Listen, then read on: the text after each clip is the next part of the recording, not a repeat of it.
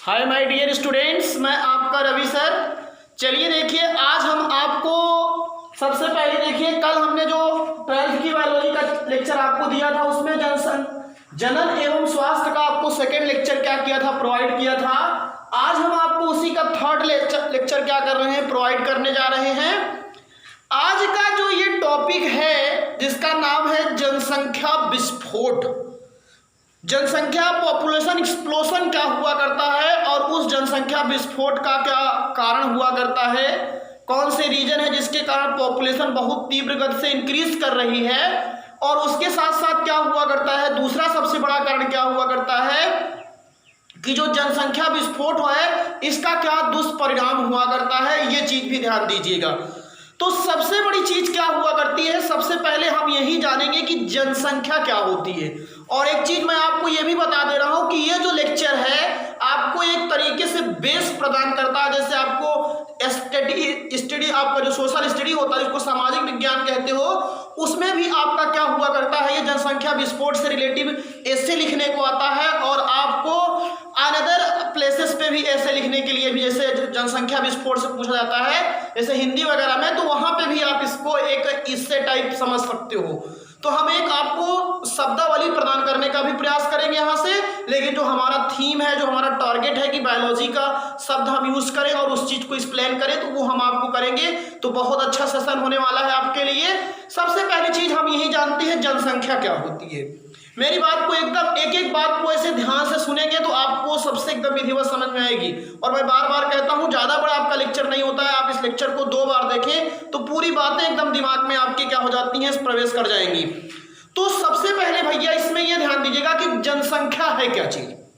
जनसंख्या का मतलब होता है कि किसी निश्चित क्षेत्र में पाई जाने वाली एक ही जातियों की जो संख्या हुआ करती है वही वहां की क्या कहलाती है, जनसंख्या कहलाया किया करती है। अब जैसे मैं एकदम सीधी सीधी सी बात बताता हूं, जैसे आपको एक ग्रामीण स्तर पर अगर इस चीज को शुरू किया जाए तो आपका जो ग्राम होता है या गांव होता है उसकी एक निश्चित क्षेत्र हुआ करता है, और उस निश्चित क्षेत्र में जितने लोग निवास कर रहे हैं वो आपके गांव की जनसंख्या हुआ करती है। ऐसे ही हम एकदम सीधी सी बात कहा किया करते, जैसे आपके विद्यालय है, विद्यालय में क्या हुआ करता है, जितने वहां पे स्टूडेंट्स हैं, जितने वहां पे स्टूडेंट्स पढ़ रहे हैं वो उसने स्थान की जो वहां पे पॉपुलेशन है वो इस विद्यालय की पॉपुलेशन कहलाया किया करती है। तो इसी तरीके से एकदम सीधा सीधा कहा जाए कि किसी निश्चित क्षेत्र में पाई जाने वाली एक ही जाति, ये याद रखिएगा, मानो केवल मानो, ये नहीं कि आप दूसरी भी जातियों को इंक्लूड कर लीजिए ना, केवल एक ही जाति की जो सदस्यों की संख्या होती है वही आपकी क्या कहलाती है, जनसंख्या या पॉपुलेशन कहलाया किया करती है। पहली चीज आपको पहला कंफर्म करिए, what do mean by population क्या होता है। फिर उसके बाद क्या हुआ करता है, जनसंख्या विस्फोट क्या होता है। जनसंख्या विस्फोट को एकदम सीधा सीधा आपको बता दें, विस्फोट का मतलब क्या होता है, कोई चीज एकांत था लेकिन एकाएक तीव्र गति से क्या हो गया, बढ़ गया, यही विस्फोट होता है। आप अच्छी तरीके से जानते हैं। तो यही सीधी सी बात होती है कि मानव की जनसंख्या में अचानक या एकाएक या तीव्र गति से होने वाली जो वृद्धि होती है भैया, उसी को ही हम लोग क्या कहते हैं, जनसंख्या विस्फोट कहते हैं। मानव की जनसंख्या में अचानक या तीव्र गति से होने वाली वृद्धि ही क्या कहलाती है, जनसंख्या विस्फोट कहलाया किया करती है। पॉपुलेशन एक्सप्लोजन के नाम से उसको हम लोग क्या किया करते हैं, जानते हैं। ये चीज भी आप लोग ध्यान दीजिए। जैसे कि मैंने कल आपको बताया भी था कि प्रतिवर्ष क्या किया जाता है, 11 जुलाई को क्या किया जाता है, जनसंख्या दिवस क्या किया जाता है, मनाया जाता है, सेलिब्रेट किया जाता है। तो हमने 2 डिफिनेशन की कंफर्म किया, किसी एक निश्चित क्षेत्र में पाई जाने वाली जातियों की जो संख्या, एक ही जातियों की संख्या होती है वही वहां की क्या कहलाती है, पॉपुलेशन कहलाया किया करती है या जनसंख्या कहलाती है। और अगली चीज जो मैंने बताया क्या, कि मानव की जनसंख्या में अचानक या तीव्र गति से होने वाली वृद्धि ही क्या कहलाती है, जनसंख्या विस्फोट कहलाती है। और अब आप थोड़ा हमारी बात को समझने का प्रयास कीजिए। देखिए, जनसंख्या विस्फोट, ह्यूमन पॉपुलेशन एक्सप्लोजन। जनसंख्या क्या है? किसी निश्चित क्षेत्र में, मैंने बता दिया कोई निश्चित बाउंड्री हो, आपका गांव है, आपका राज्य है, आपका जिला है, आपका देश है, यही निश्चित क्षेत्र की बात कर रहे हैं। जातियों की संख्या को ही उस क्षेत्र की जनसंख्या कहते हैं तथा उस स्थान पर, अब ये सबसे बड़ी चीज होती है, जैसे अभी आपके गांव में क्या हुआ करता है, मैंने बता दिया कि 1000 पुरुष हैं, तो 1000 पुरुष पर कितनी महिलाओं की संख्या, मतलब आप मेल और फीमेल का जो रेशियो निकाला किया करते हो वही लिंगानुपात कहलाया किया करता है। मतलब 1000 पुरुषों की तुलना में जितनी महिलाओं की संख्या होती है वही लिंगानुपात कहलाता है, सेक्स रेशियो कहलाया करता है। और भारत का जो अभी लिंगानुपात है जान लीजिए वो लगभग 942 के करीब है, मतलब 1000 पुरुष पर 942 महिलाएं जो हुआ करती हैं उनकी संख्या है। मतलब कि फीमेल की संख्या थोड़ा कम होती है और मेल की संख्या ज़्यादा होती है।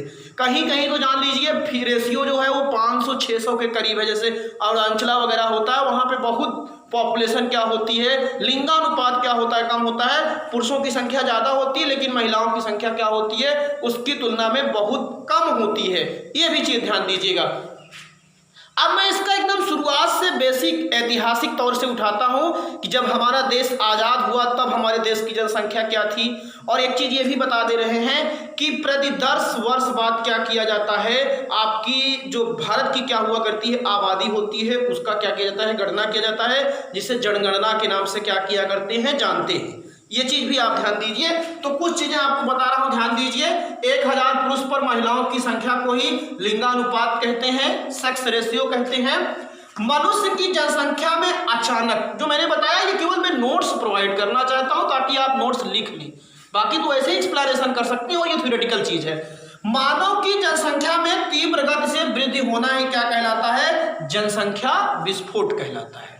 और फिर सन 1947 में भारत की जनसंख्या 45 करोड़ थी। अब विचार कर लीजिए, जब हमारा देश आजाद हुआ तो उस समय, अभी आप विचार कर लीजिए कि उस समय आपके देश की जनसंख्या केवल 35 करोड़ थी।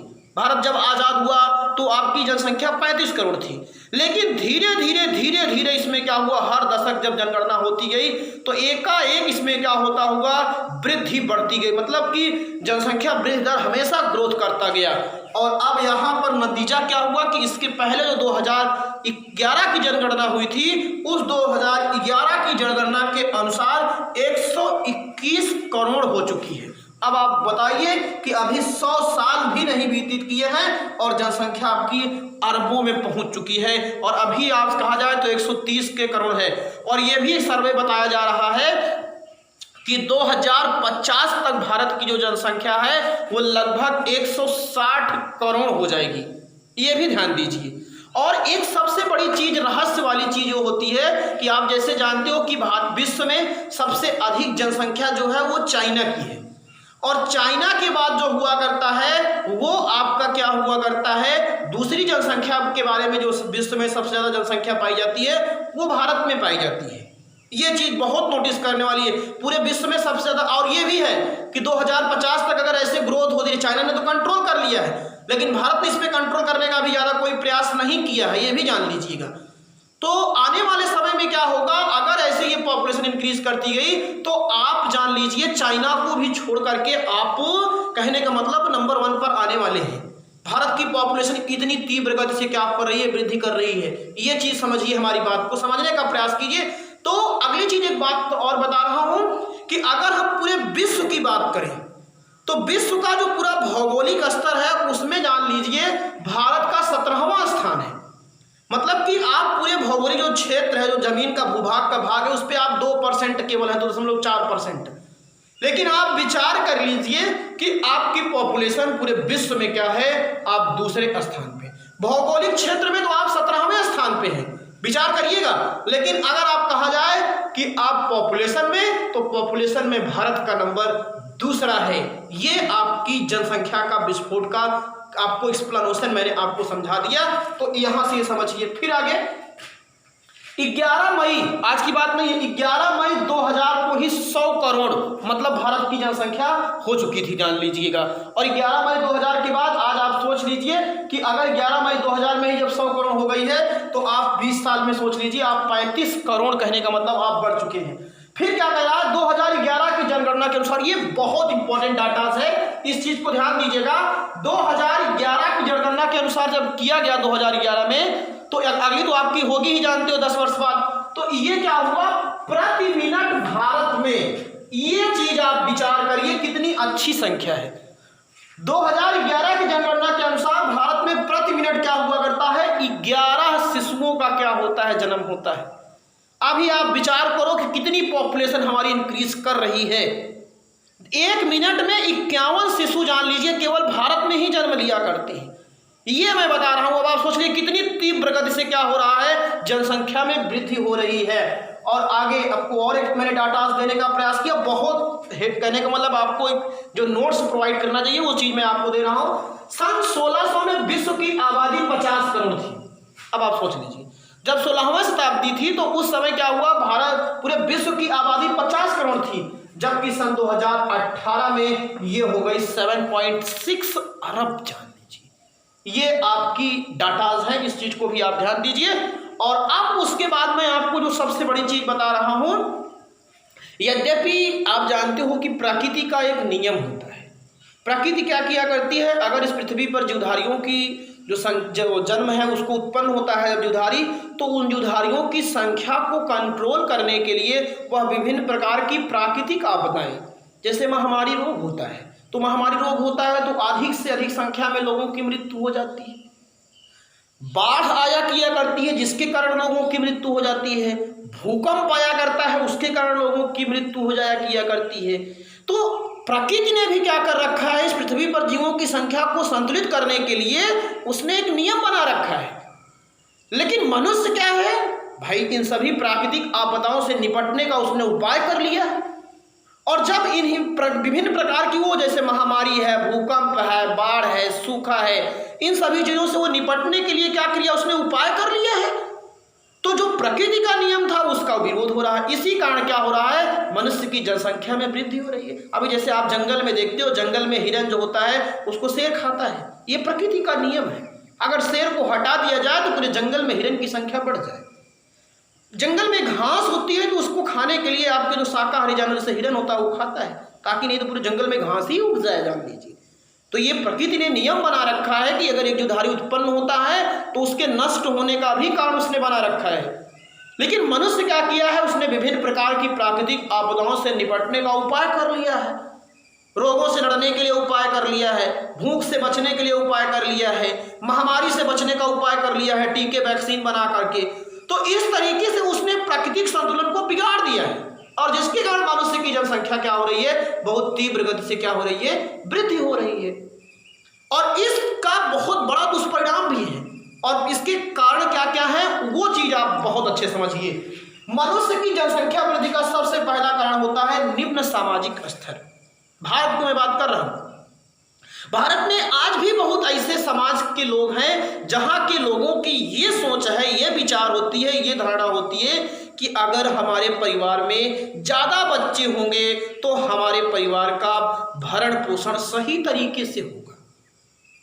उनकी ये सोच है कि जितनी ज्यादा संतानें होंगी उतनी अच्छी तरीके से हमारी, जान लीजिएगा, परिवार का भरण पोषण होगा। एक रहेगा तो वो उतना कमा के लाएगा, 2 रहेगा तो और, 3 रहेगा तो और, 4 रहेगा तो और। तो इस तरीके से जो थॉट है, ये जो विचार है, ये जो धारणाएं हैं, ये जनसंख्या विस्फोट के सबसे पहले कारण के अंतर्गत आया किया करती हैं। इसको आप ऐसे हेडिंग लिखा करके और जो मैं लेक्चर बता रहा हूं उसको चाहे आप नोट कर लीजिएगा या नहीं तो आप एक्सप्लेनेशन ही केवल आप कर दीजिएगा, आप नोट कर लेंगे। सबसे बड़ी चीज, अगली चीज क्या होती है, अशिक्षा। अशिक्षा का मतलब होता है कि आज भी देखिए हमारे देश में जो है बहुत ही ऐसे समाज के लोग हैं जहां पर अभी उतनी अच्छी शिक्षा की व्यवस्था नहीं है। और जब शिक्षा की व्यवस्था नहीं होती है तो वो क्या होता है, इस जनसंख्या वृद्धि के परिणाम से जो होने वाली दुष्प्रभाव होती हैं या घटनाएं होती हैं उसको वो समझते ही नहीं है। और जब अशिक्षित और निरक्षर लोग हैं तो वो जनसंख्या की वृद्धि करने में वो क्या कर रहे हैं, हेल्प कर रहे हैं और पॉपुलेशन इंक्रीज कर रही है। ये दूसरा बड़ा कारण होता है पॉपुलेशन को इंक्रीज करने में। इसीलिए तो आपको बताते हैं अभी जब इसका रोकने का कारण, तो पढ़े लिखे लोग और सभ्य समाज के लोग रहते हैं, तो ये सबसे बड़ी चीज। और एक होता है सामाजिक रीति रिवाज। हमारे यहाँ एक परंपरा है कि बच्चे जो हुआ करते हैं वो ईश्वर की देन है। ये आप सोचिए, बच्चे जो हैं वो ईश्वर की देन है। ये ईश्वर ने चाहा तो इन्होंने जन्म लिया। ये एक बहुत बैड, जान लीजिएगा, एक कॉन्सेप्ट है, अंधविश्वास है। ईश्वर चाहेगा तो बच्चे जन्म लेंगे, ईश्वर चाहेगा तो बच्चे नहीं जन्म लेते हैं। और दूसरी चीज क्या हुआ करता है कि अगली चीज क्या होता है, कम आयु में विवाह। आप अच्छी तरीके से जानते हो कि भले ही आज आपको जैसे विवाह की उम्र बालकों की 21 वर्ष और बालिकाओं की 18 वर्ष बनाई गई है, लेकिन कुछ भी ऐसे क्षेत्र हैं जहां आज भी बाल विवाह की परंपरा चलती है। पिछड़े जो एकदम निम्न स्तर के लोग हैं, और जब वो 18-19 साल के से ही आयु में ही से ही विवाह कर लिया करते हैं, तो आप जानिए कि अगर वो 30-35 साल की अवस्था तक आते हैं तो 18-19 साल तक अगर उनका विवाह हो गया बालिकाओं का और बालकों का 21 साल के अंदर, तो वो 35-40 साल में जान लीजिए 4 या 5 बच्चों के क्या हो जाते हैं, माता पिता बन जाते हैं। तो ये कम आयु में विवाह भी जान लीजिए एक बहुत ही बड़ा कारण है पॉपुलेशन को इंक्रीज करने में। जब कम आयु में विवाह होगा तो ना तो उतना ज़्यादा शिक्षित होंगे, ना उनको समाज की रीति रिवाज क्या है, क्या इसका दुष्परिणाम है, उसके भी बारे में जानकारी नहीं प्राप्त होगी, और उनको अपनी मैरिज लाइफ में ज़्यादा टाइम मिल जाएगा। और जब मैरिज लाइफ में ज़्यादा टाइम मिल जाएगा तो वो पॉपुलेशन को इंक्रीज करने में बहुत अच्छी हेल्प किया करते हैं। तो ये कम आयु में विवाह भी जान लीजिए एक बहुत बड़ी जनसंख्या विस्फोट का कारण होता है। और अगला होता है गर्म जलवायु। अभी आपको एकदम सीधा सीधा बता दें कि भारत की जो जलवायु है वो जो बालक होते हैं और बालिकाएं होती हैं उनको मैच्योर करने में बहुत हेल्प करती है, ये जान लीजिएगा।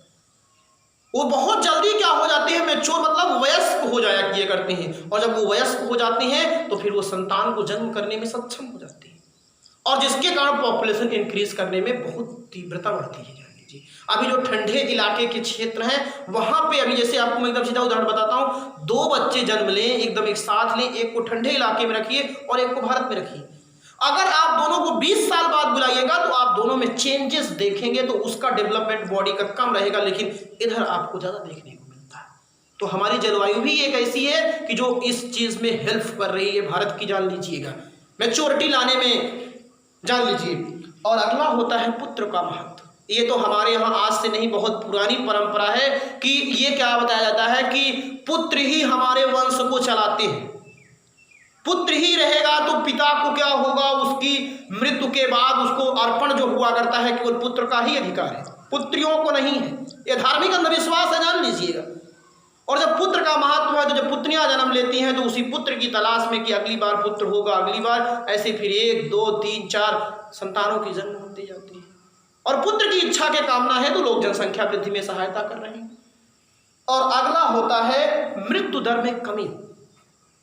अब आप विचार कर लीजिए, हमारे पास जितनी भी स्वास्थ्य संबंधित हैं वो सब व्यवस्थाएं प्रतिदिन बढ़ती जा रही हैं, और जब स्वास्थ्य समस्याएं जो आपकी थी वो प्रतिदिन बढ़ती जा रही हैं तो जन्म दर तो बढ़ता जा रहा है।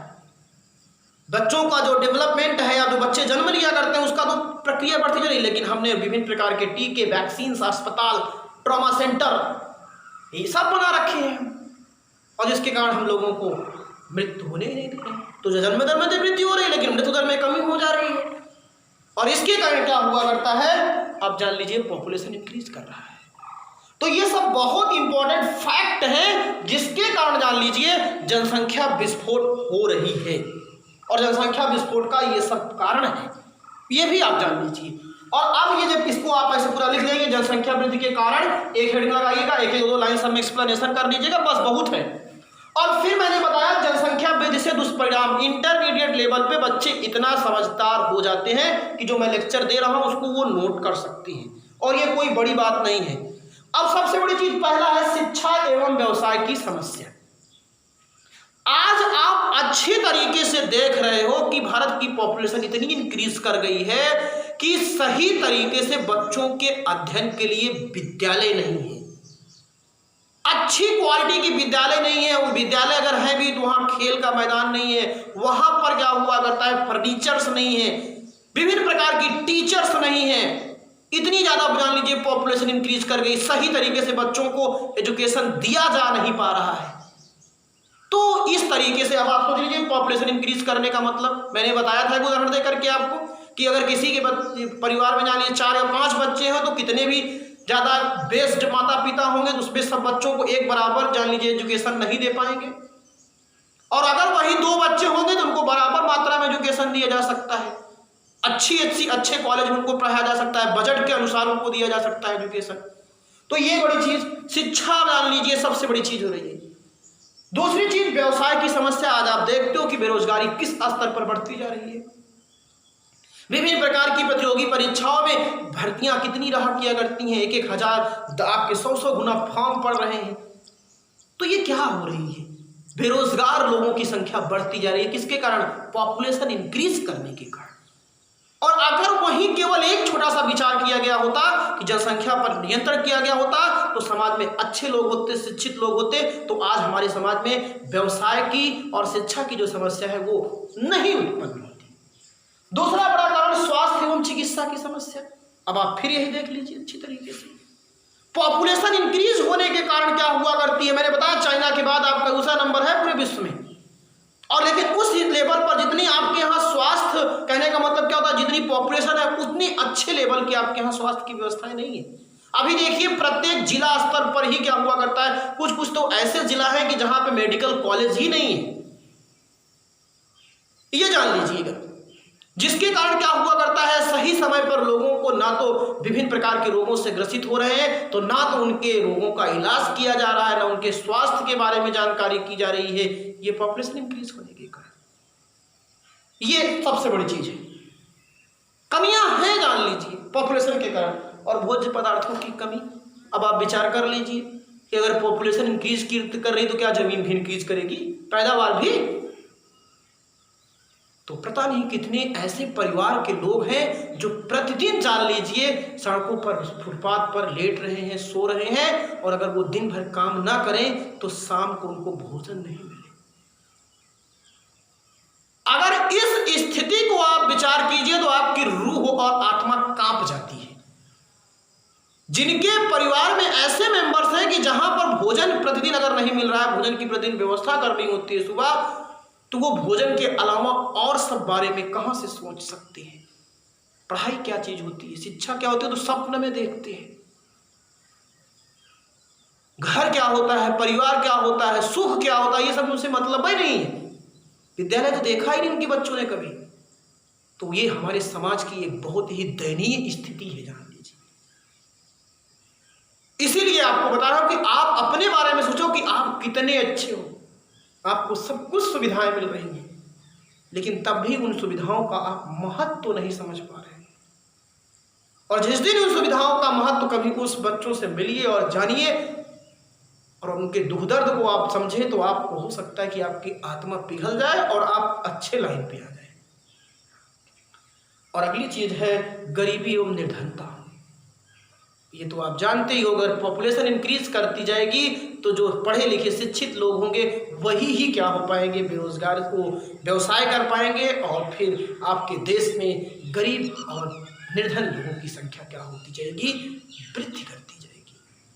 तो यहां से आपको इस चैप्टर को, मेरा इस टॉपिक को पढ़ाने का सीधा सा मतलब है कि आप ही से एजुकेटेड रहिए, शिक्षित रहिए, और इस प्रकार की समस्या को जानिए कि पॉपुलेशन इंक्रीज हो रही है तो इसका कारण क्या है, और कारण है कि इससे होने वाले दुष्परिणाम क्या हैं, और फिर आपको हम बताएंगे कि जनसंख्या विस्फोट पर नियंत्रण कैसे किया जाएगा, इसको कंट्रोल कैसे किया जाता है, और उसी के लिए ही मैं फैमिली प्लानिंग या परिवार नियोजन की विधियों के बारे में बताऊंगा।